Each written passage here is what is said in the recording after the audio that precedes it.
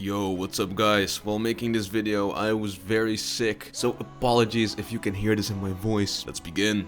The day has come. After reading and watching the same 3 anime every single time, I think it's time I venture out. Try out some new things. And you know, a lot of people seem to really like this anime called Solo Leveling. So you know, let's give it a shot.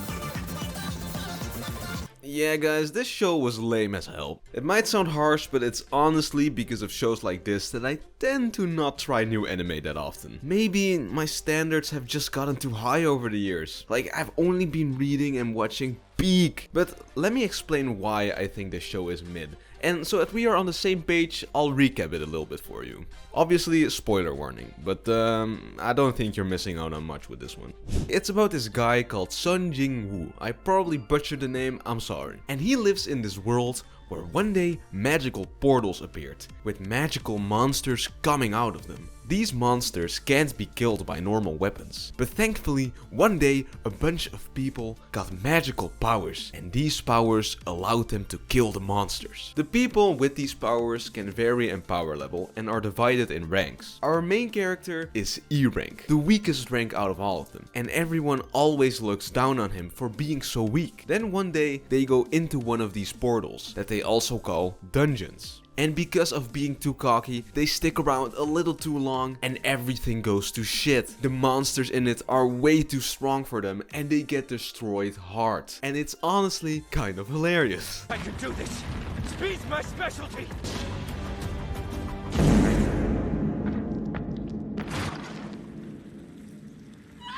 Sadly, the main character has to sacrifice himself to save the rest. But instead of dying, he gets this screen in front of him that allows him to level up. Which is super rare, because the powers people are born with almost never get stronger. And if they do, it's definitely not with an iPhone Vision Pro stuck to their body. So, the basic premise of the show is how he uses this system to get stronger and how this strength changes his life. He needs to do daily quests like the One Punch Man workout. He has an item shop where he can buy healing potions or Fortnite skins. And he can even earn loot boxes. Ooh, loot box! So yeah, his life has really just become a video game. Overall, on first glance, this honestly doesn't sound too bad. Yeah, the premise isn't anything we haven't seen before, but it might have potential. As you already know though, I think it's mid. And I have quite a few reasons for that. So let's start with the first reason.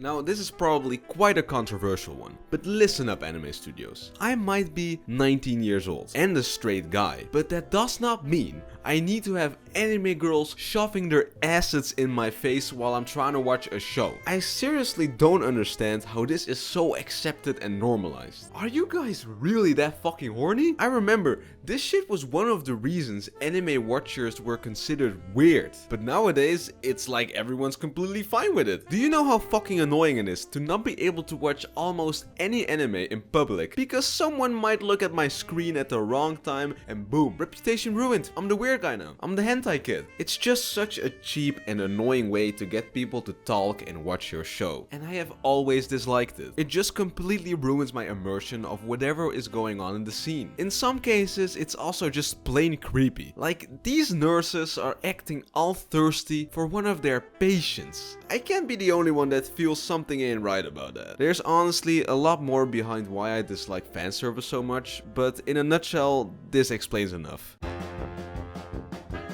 Just like the humans with powers are ranked, so are the dungeons they get sent to. And this might work in a video game, but in a show, it just makes everything super boring. Because before any battle starts, you already know if they're gonna win or not. Like, if you put an E rank person in an A rank dungeon, you know he's fucked. Like, it's just common sense. And if you put an A rank person in an A rank dungeon, you know he's gonna win. Because he has the right rank to fight this monster. There are zero stakes here. And the show itself even knows this. So one of the few ways the show tries to create tension anyway is by making it so the people don't know what rank monster they're up against. But from the moment a dungeon appears, it's already known what rank it is. So they either have to take a gamble or do something stupid for that situation to even happen. And after 1 or 2 times, it becomes extremely predictable and you start to notice that this is all the show can offer when it comes to stakes. And the only real way it would be able to get more interesting is if the show starts breaking its own rules, which they actually do. And on first glance, breaking the own rules of your world might sound like a bad thing, but if you do it right, it can actually be a very good thing and it can create mystery and intrigue. It is hard to pull off though, and it can very easily just come over as plot convenience or a bit of a stretch. So you have to make sure you do it right, which this show doesn't do at all. A perfect example is the one time our main character fights someone that he knows is stronger than him. The rules of the world say that he should lose, and he is losing. He's getting completely destroyed. And this can easily be explained because his rank isn't high enough compared to the monster. But right before he is about to die, he does something that makes him win the battle. Now, is this done in an interesting way? Nope. He literally just wins because he was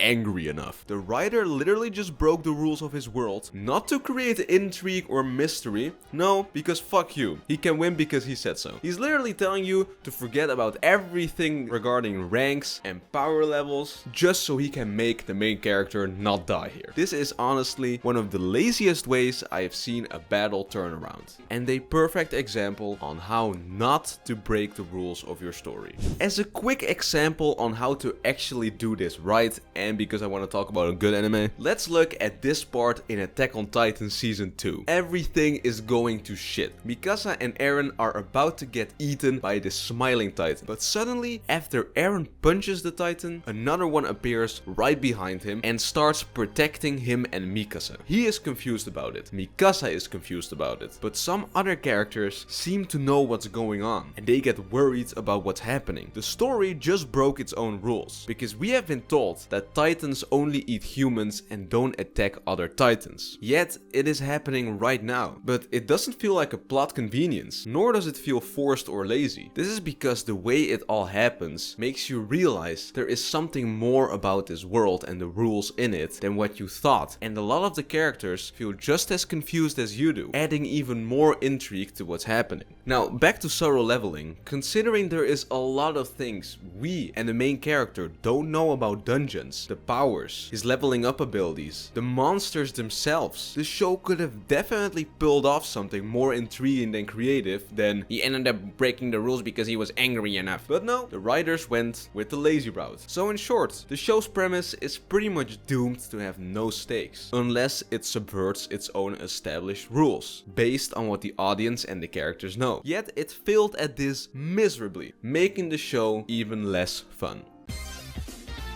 The main character just really ain't compelling at all. At first, it's sorta interesting to see him get stronger for the first time ever, but once that stops being new, his whole character kinda just gets to a halt and just doesn't change or develop any further. He just becomes this edgy badass anime boy that can fight monsters and has a deep voice out of nowhere. Like he's too perfect. All he ever does is kill monsters to later kill even bigger monsters and repeat. There's no nuance to any of it. And at one point you just start thinking, this is it? It's not like you're scared he might ever lose either, because like I mentioned earlier, from the get-go you already know if he's fighting someone stronger or weaker. And if it's someone stronger, he might almost die, but in the end he will just get angry enough and he'll win anyway. And I know some people that watch the show will say he isn't doing it for nothing. He does it to make money and also save his mom in the hospital. But let's be honest here. There is not a single part of you that thinks he won't achieve these goals. You know he will. He will just fight a monster after another monster until he achieves it. And then what? What am I supposed to look forward to after that? The show does have humans with powers in it that also want to kill the main character and are like bad guys, but besides the fact that they can talk back to him, they are just another monster really. All the main character has to do is just get a higher rank than them or get angry enough and boom, he'll win, conflict is over. This just makes the journey of the main character really boring, and it doesn't help that he can be so fucking cringy, man. Like imagine I suddenly started talking slower and deeper out of nowhere to try to be all hot and mysterious. I'm dying of cringe already, man. And on top of this, literally every single thing this man does or will do, he says it out loud. And it's so fucking annoying. Like, okay, I get it. We as the audience need to understand what he is doing. But couldn't they just make him think it? Why does he have to say everything out loud? Real people don't behave like this. There's also like this whole part of the plot where he is losing empathy and emotions because of his leveling up. And like, sure, man, make your edgy generic protagonist even more edgy. That's definitely what he needs right now. But besides him, we also got some side characters, and they are okay. The show does give them something to work with. Like the people the main character saved in the first episode by sacrificing himself feel guilty for letting him do this, even though they could have done it too. And then one of those guys ends up being killed by a traitor, and the main character is like all sad about it, and the guy apologizes, which was not a bad scene, except there was like this weird line where he says, You're gonna live!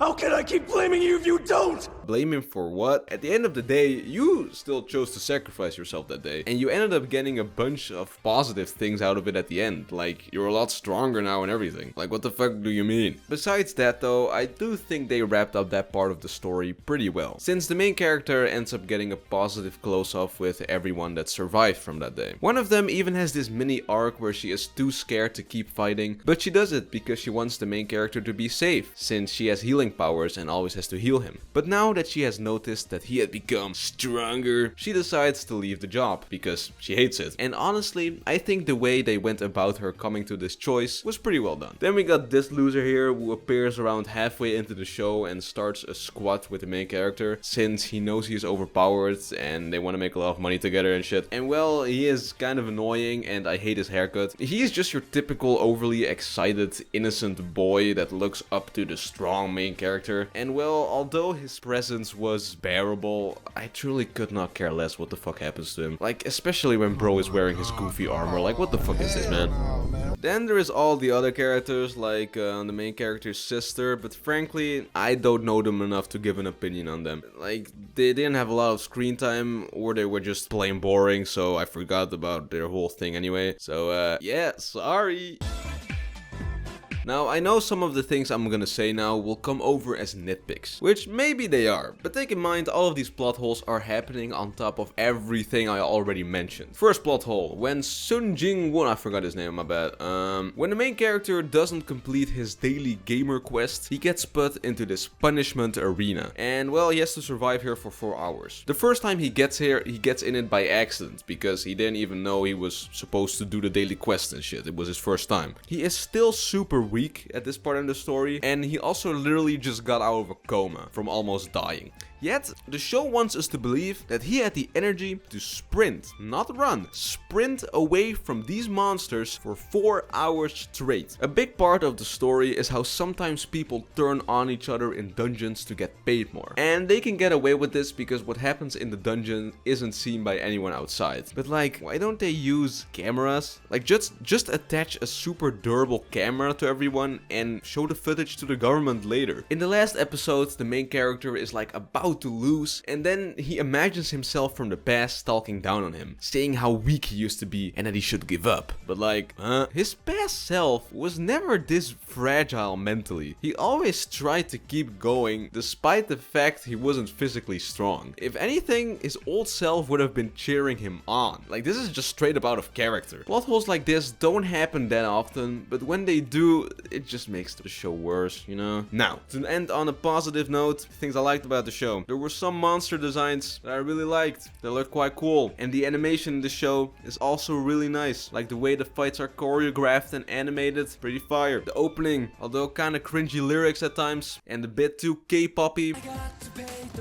has really cool visuals, and it's pretty catchy. But all these things don't save the show for me, and I think the show is still very, very, very overrated. But hey, that's just my opinion. What is yours? Let me know in the comments. Also, in my latest video, I announced I would start a Discord server, but after thinking about it for a while, I think I will be postponing that for a couple months or weeks or whatever for business reasons. Anyway, hope you guys liked the video. Subscribe and do all the YouTuber shit. And God, I'm so fucking sick. I'm gonna lay down. Bye.